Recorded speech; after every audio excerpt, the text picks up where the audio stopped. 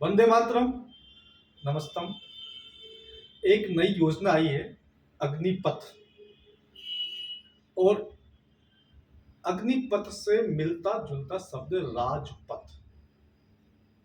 वो पथ जो कि राष्ट्रपति भवन की ओर जाता है, देश के राजा की तरफ जाता है। जो रास्ता जिस तरफ जाता है उसके आगे पथ लगाया जाता है, राजपथ।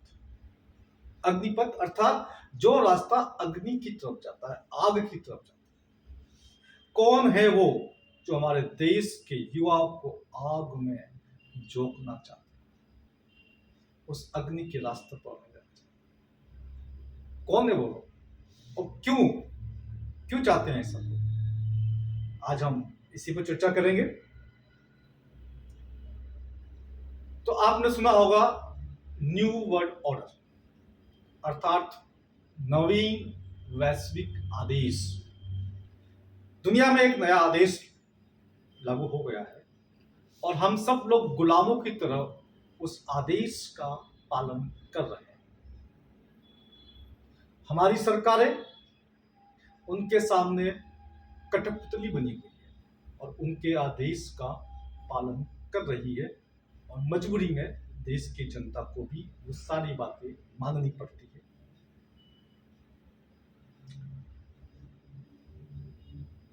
न्यू वर्ल्ड ऑर्डर अर्थात एक ऐसी वैश्विक संस्था, एक ऐसा वैश्विक आदेश, ऐसी वैश्विक व्यवस्था जिसमें दुनिया में एक सरकार होगी, वन वर्ल्ड गवर्नमेंट। और वन वर्ल्ड वन आदमी, एक विश्व एक सरकार। क्योंकि वो चाहते हैं कि पूरी दुनिया पे उनका राज हो, उस राज में किसी देश की सेना उनके लिए सबसे बड़ा बाधक तत्व होता है। और साथ ही बहुत जल्दी आप देखेंगे सेना के अंदर रोबोट्स आने वाले हैं, क्योंकि रोबोट्स सरकार के आदेशों का ठीक वैसा ही पालन करेंगे जैसा उनको आदेश दिया जाए। उनसे कहा जाएगा कि जनता को मारो तो मारेंगे, लेकिन जब तक रोबोट्स पूरे सिस्टम को टेक ओवर करे तब तक थोड़ा समय है। 2025 तक मान के चलिए 30-40% जॉब्स रोबोट्स के पास चली जाएगी और 2030 तक लगभग 70-80% तक जॉब्स जो है रोबोट्स के पास चली जाएगी। ऐसी स्थिति में जब तक रोबोट्स पूरी तरह से दुनिया के देशों को अपने कब्जे में ले, उसके पहले जो सेना में जो सैनिक भर्ती किए जाएंगे वो इस प्रकार से किए जाएंगे कि 1/4 को रखा जाएगा 4 साल बाद और 4 साल बाद 3/4 को निकाल दिया जाएगा। ये 1/4 भी पता है क्या है? ये 25% is up to maximum upper limit. ये 25% भी नहीं है, हो सकता है 15-20% का ही सरकार का विचार हो या 10% का ही विचार हो, क्योंकि वो अप टू 25% है। तो सोचिए, जो व्यक्ति सेना में एक सैनिक बनकर के देश की रक्षा के उद्देश्य से जा रहा है, वो व्यक्ति 4 साल तक अच्छी परफॉर्मेंस दे तभी उसका नंबर 10%, 20% या 25% में आ सकता है। अच्छी परफॉर्मेंस क्या होती है सेना के अंदर? वो होती है कि अपने अधिकारियों की बातों का पालन करना, उनके आदेश को मनाना और उनके प्रत्येक आदेश को जनता से या संबंधित व्यक्ति से मनवाना। तो ये जो बनेंगे, जो सरकार के आदेश का पूरी तरह पालन करेंगे, मजबूर हो जाएंगे, नहीं करेंगे तो निकाल दिया जाएगा। तो नहीं निकाले इसके लिए एक एक बात को वो लोग मानेंगे। और इस नई वैश्विक व्यवस्था को जो जनता नहीं मानेगी, उनको जबरदस्ती मनवाने के लिए इन अग्निवीरों का प्रयोग किया जाए। ये अग्निवीर देश की जनता के ऊपर इस प्रकार से जुल्म ढाने के लिए मजबूर कर दिए जाएंगे कि प्रत्येक आदेश का ये पालन करेंगे और जो भी वैश्विक षड्यंत्रकारी ताकतों का विरोध करेगा, उनकी बात को नहीं मानेगा, उनके ऊपर अत्याचार किए जाएंगे। अभी आपने देखा क्या हुआ, देखा ना, 2 साल से आप देख रहे हैं, 3 साल से आप देख रहे हैं किस प्रकार से अत्याचार पे अत्याचार किए जा रहे हैं।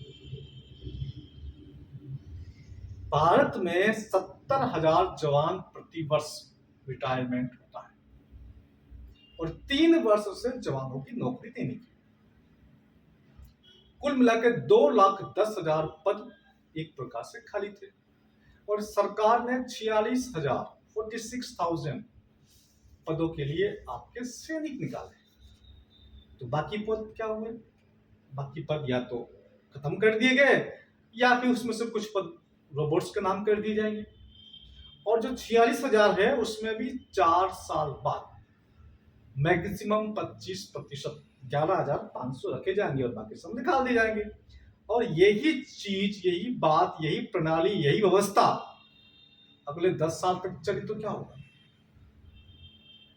देश में, देश की सेना में वास्तविक लड़ने वाले जवानों की संख्या बहुत बहुत कम हो जाएगी, जो कि वैश्विक षड्यंत्रकारी ताकतें चाहती है कि भारत उनका गुलाम बने। और गुलाम बनने में किसी भी देश को यदि गुलाम बनाना है तो सेना से आपको लड़ना पड़ेगा, सेना को कमजोर कर दिया जाए। तो सेना को कमजोर करने की जो अंतरराष्ट्रीय नीति है, षड्यंत्रकारी ताकतों की जो नीति है, उसी के अनुरूप हमारी सरकार काम कर रही है। हमारी सरकार अपना खुद का कोई फैसला नहीं कर पा रही है। जैसा उनके आका ऊपर से आदेश देते हैं वैसा वैसा फैसला वो करते हैं। अब देखिए, ये जो अग्निवीर है, जब इनका रिटायरमेंट हो जाएगा 4 वर्ष के बाद, तब ये अग्निवीर क्या काम करेंगे? भाजपा के राष्ट्रीय महासचिव कैलाश विजयवर्गीय कहते हैं कि यदि मुझे इस भाजपा कार्यालय में सिक्योरिटी गार्ड रखना है तो मैं अग्निवीरों को प्राथमिकता दूंगा। अर्थात हम तो जिन्हें फौजी मान रहे हैं कि फौजी है, वो आपके कार्यालय के बाद सिक्योरिटी गार्ड की नौकरी करेंगे, किसी सोसाइटी के बाद सिक्योरिटी गार्ड की नौकरी करेंगे, बड़ी बड़ी कंपनियों के बाहर सिक्योरिटी गार्ड की नौकरी करेंगे। कल को जिस प्रकार की व्यवस्था देश में चल रही है और सब कुछ बड़ी बड़ी कंपनियों के नाम किया जा रहा है, छोटे रोजगार, मध्यम रोजगार, छोटी कंपनियां, मध्यम कंपनियों को जिस प्रकार से एक एक करके नष्ट किया जा रहा है, उनका सारा का सारा व्यापार बड़ी कंपनी को ट्रांसफर किया जा रहा है। भविष्य में हो सकता है कि जनता कुछ इनके खिलाफ प्रदर्शन करे, तो इनके लिए, इन उद्योगपतियों के लिए, इनके प्रतिष्ठानों की रक्षा के लिए एक ट्रेंड वर्क फोर्स तैयार की जा रही है। ट्रेनिंग कौन देगा? भारत सरकार, भारत की सेना। ट्रेनिंग पे खर्चा कौन करेगा? देश के नागरिक का पैसा, जनता का टैक्स का पैसा। जनता का टैक्स का पैसा इन अग्निवीरों को 4 वर्ष तक की सैनिक शिक्षा देगा और फिर जब ये बाहर निकलेंगे तो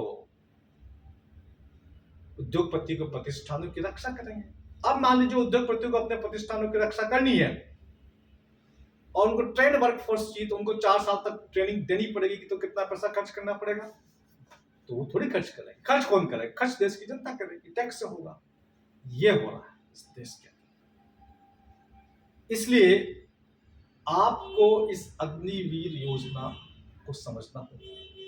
अग्निवीरों को मजबूर करके जनता पर अत्याचार किए जाएंगे और दूसरी तरफ जो रिटायरमेंट के बाद जो निकलेंगे उनको एक प्रकार का सिक्योरिटी गार्ड की नौकरी मिलेगी और उन पे जो खर्चा हो रहा है वो खर्चा होगा जनता का, जनता के टैक्स का पैसा। तो यदि आपको ये बात समझ में आती है, यदि आपको लगता है कि ये स्कीम ठीक है, सरकार की स्कीम हो सकता है आपको लगता है ठीक है, तब तो कोई बात नहीं। परंतु यदि आपको लगता है कि जो बातें मैं कह रहा हूं सच्चाई है, हो सकती है कुछ वैसा ही हो, तो हमें इस योजना का विरोध करना होगा और हमें सरकार से कहना होगा कि सरकार ये योजना वापस ले। इसके लिए देश के रक्षा मंत्री के नाम, देश के प्रधानमंत्री के नाम और देश के राष्ट्रपति के नाम अधिक से अधिक पत्र लिखने की आवश्यकता है, अधिक से अधिक पोस्ट कार्ड लिखने की आवश्यकता है, अधिक से अधिक ईमेल करने की आवश्यकता है। हाँ, आवश्यकता पड़ी तो फिर सड़कों पर उतर करके किसी आंदोलन की बात भी हो सकती है, परंतु प्रथम चरण में हम चाहेंगे कि जितने भी सरकार के प्रमुख हैं उनको पत्र के माध्यम से, ईमेल के माध्यम से, पोस्ट कार्ड के माध्यम से जनता अपनी बात उन्हें कहे, उन्हें बताए कि हम लोग इसका समर्थन नहीं करते। जो करते हैं ठीक है, वो कर सकते हैं, पर जो उनको लगता है ये योजना ठीक नहीं है वो अपना विरोध जरूर दर्ज कराए। नमस्ते, जय हिंद।